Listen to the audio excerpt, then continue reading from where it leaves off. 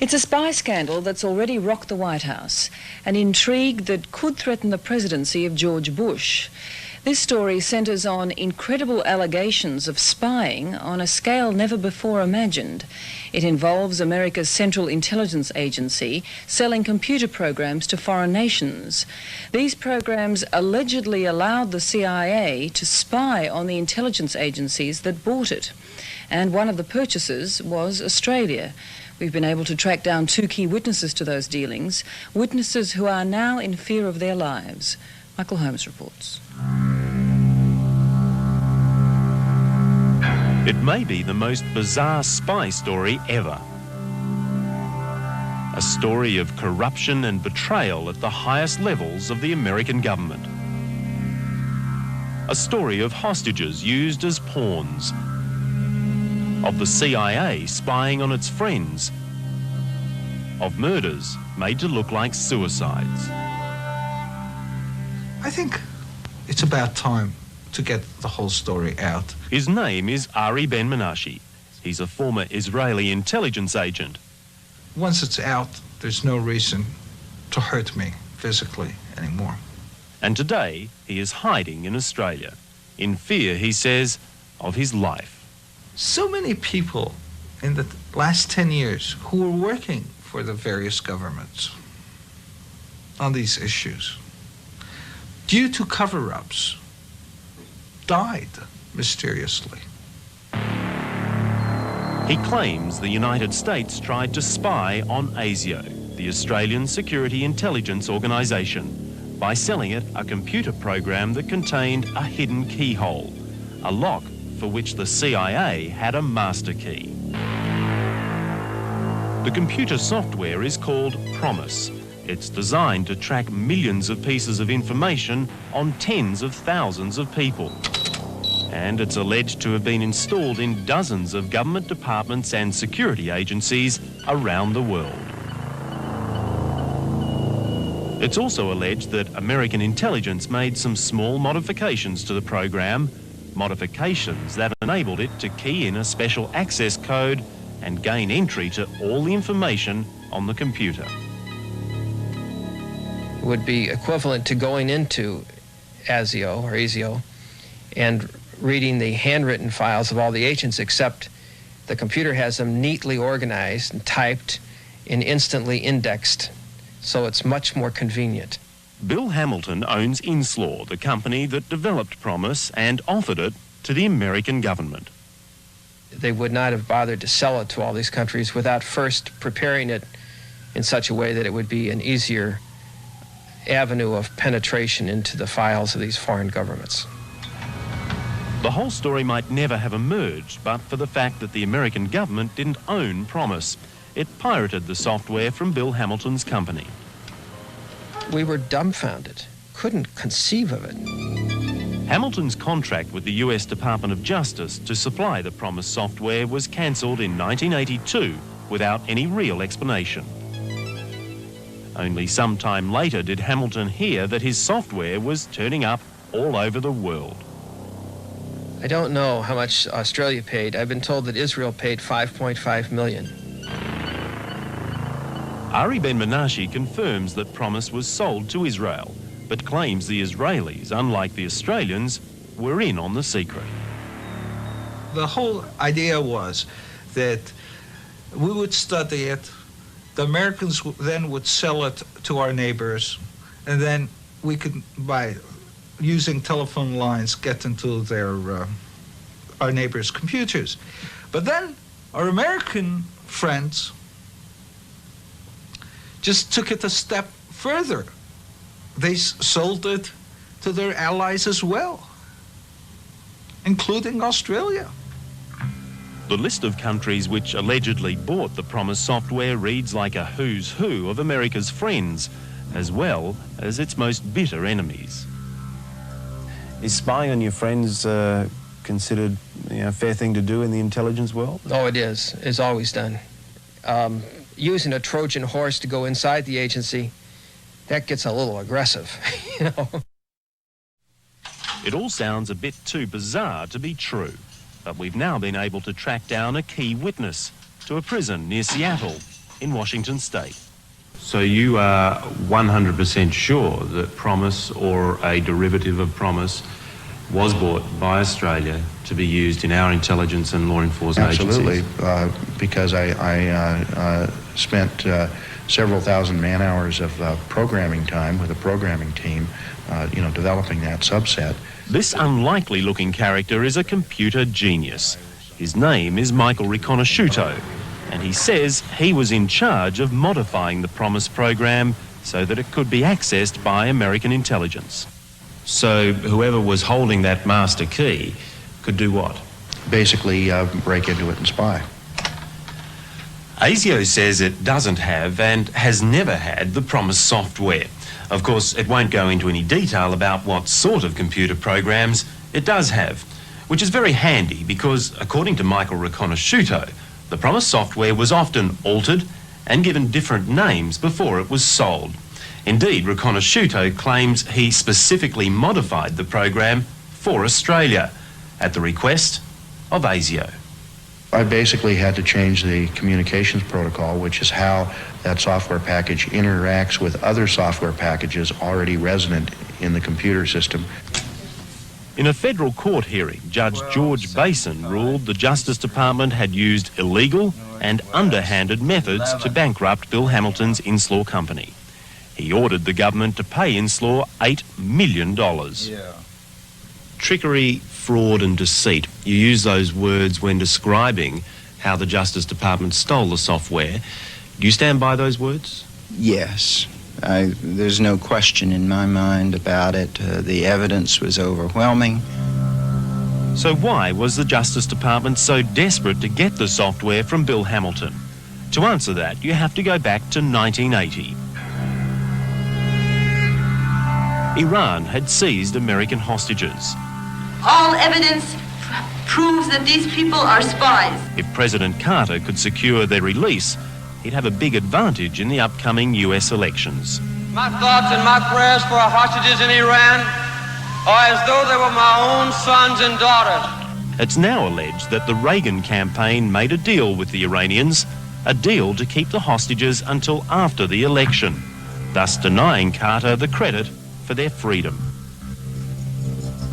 The man alleged to have helped organise this deal is a Reagan political crony called Earl W, and his payoff 3 years later on the Promis software. About an hour and a half outside Washington, D.C., you'll find this place, Earl Bryan's multi-million-dollar country estate. If you believe Michael Riconosciuto, it's the house Promis bought. Now, we'd like to bring you Earl Bryan personally denying that claim, but he's not being interviewed by anybody. All we got was this letter from his lawyers threatening action if we so much as associate Earl Bryan's name with this story. He had the contacts to help make sure that certain elements in Iran would not make a deal with President Carter in 1980 so that President Carter could not recover in the polls and that Reagan would win the election. I, Ronald Reagan, do solemnly swear that Just 5 minutes after Ronald Reagan took the oath of office, Iran announced that the hostages would be released. some 30 minutes ago, the planes bearing our prisoners left Iranian airspace and are now free of Iran.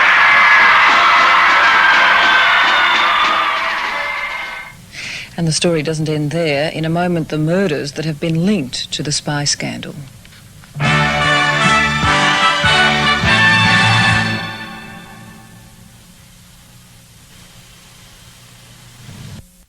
There are many shady characters in this story. Spies, former spies, people with something to hide. But there are players with impeccable credentials too. In part 2 of this investigation, we meet a man whose background more than qualifies him to know a scandal when he smells one. What is being said about this conspiracy points to criminal conduct much worse than anything in Watergate. And Elliot Richardson should know. 17 years ago, he resigned as US Attorney General on a matter of principle after clashing with Richard Nixon during the Watergate scandal. Today, Richardson is legal counsel for Inslaw, and once again he has the White House in his sights. It might be reluctant to have it emerge that the U.S. government had, through clandestine means, planted software on foreign intelligence agencies so that the U.S. would be better able, as the phrase goes, to read their mail. The number of murders that have occurred to prevent leaks are incredible. There's nearly 50 murders that can be directly ascribed to this pattern of activity. The Promis affair and the allegation that Ronald Reagan and George Bush made a deal for the hostages to be kept until after the 1980 election were being investigated by journalist and author Danny Casolaro. He said he had it. He had some already, and he was going to West Virginia to meet the source who had given him that evidence. This source was now, he said, going to supply additional conclusive proof. But Danny Casolaro never got to reveal either his source or the hard evidence he said was going to break the scandal wide open. On August the 10th, his body was found in this hotel room in West Virginia. His wrists had been slashed an incredible 12 times. Danny Casolaro's body was found naked in a pool of bloody water in the bathtub. All his papers were gone. Within hours, local police had declared the death a suicide. You have a case of forensic artistry, shall we say, where you have professionally trained people that set up a crime scene, and they make it phenomenally difficult for investigators to backtrack, make a murder look like a suicide. His body was embalmed by Monday morning by the time we found out. That is against the law in West Virginia. His body was embalmed without family consent. That certainly makes an autopsy a little more difficult. Tony Casolaro says his brother Danny, pictured here at a nephew's birthday, just wasn't the suicidal type. He was describing for me a few weeks before he died what he was doing and some of the people involved. And he said a lot of accidents had happened to people who were working on the things that he had been working on. He said, if an accident happens to me, don't believe it. But bad things seem to happen to people who make waves in the Inslaw affair. Earlier this year, Michael Riconosciuto contacted Bill Hamilton and signed a sworn affidavit for Hamilton's lawsuit against the Justice Department. Do you believe Michael Riconosciuto did alter the software as he claimed he did? Yes, I do. Almost immediately, Riconosciuto was contacted by a Justice Department official and given a very clear message. Back off or else. Less than 2 weeks after that threat, Michael Riconosciuto was arrested on drug charges. My main concern right now is staying alive and protecting my family. Right. And remember Judge Basin, who found in favour of Inslaw against the Justice Department. Right.